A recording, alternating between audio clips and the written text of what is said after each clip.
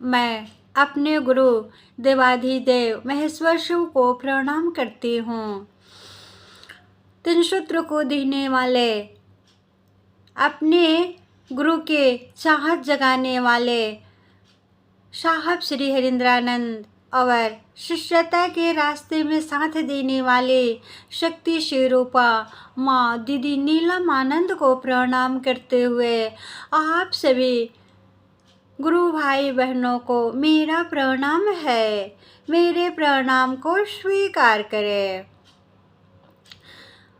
हम सभी इस बात को जानते हैं कि जैसा साथ रहता है उसका असर हमारे ऊपर पड़ता है। हम आम शब्दों में कहते भी हैं कि जिसके साथ जो रहता है उसका प्रभाव तो दिखेगा ही। जैसा साथ वैसा ही मन होता है, प्रभाव दिखता है।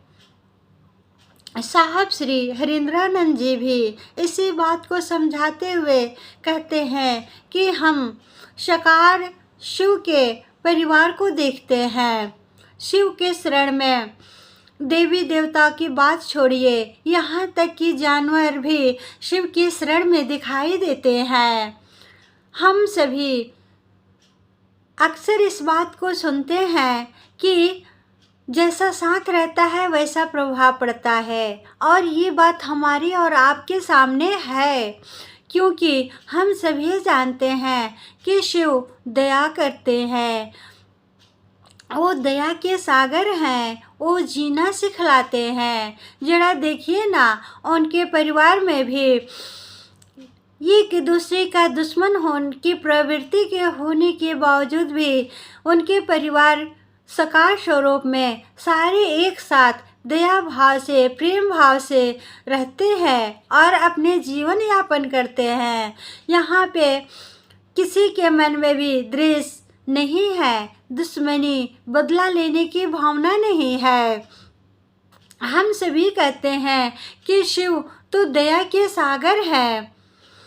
वो तो इंसानों के ऊपर दया करते हैं, लेकिन हम देखते हैं कि इंसानों का दुश्मन जो सर्प है, हम इंसान उसे देखते ही मार देते हैं। वो शिव के गले में हार के समान लिपटा रहता है, अर्थात दुनिया को ठुकराए हुए शिव के शरण में गले से लगाए जाते हैं।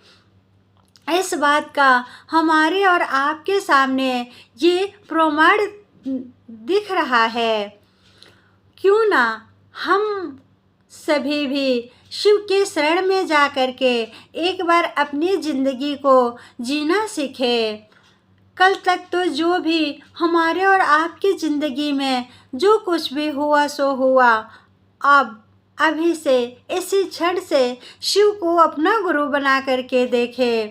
शिव को गुरु बनाने के बाद अगर हमारे साथ कुछ भी होता है तो कोई गम नहीं है, क्योंकि मन में एक खुशी रहेगी कि इस दुनिया में आए हैं तो बहुतों ने बहुत कुछ किया, लेकिन वो तो यहीं सीमित रह गया, उसके साथ नहीं गया। लेकिन आज अगर हम अपने ज़िंदगी में शिव को गुरु बना रहे हैं तो हमारा लौकिक और पारलौकिक जीवन दोनों ही सार्थक हो जाएगा, और हमारा ये जो जीवन है शिवमय, सुखमय और आनंदमय हो जाएगा।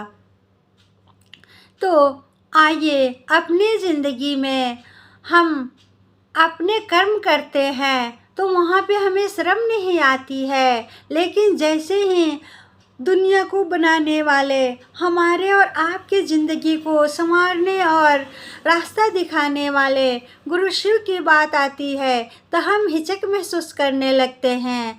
हमारे अंदर श्रम की भावना आ जाती है कि हम कैसे किसी को तीन सूत्र बताए।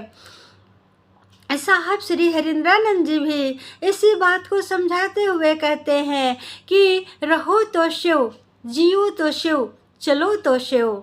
आप सभी को मेरा प्रणाम है।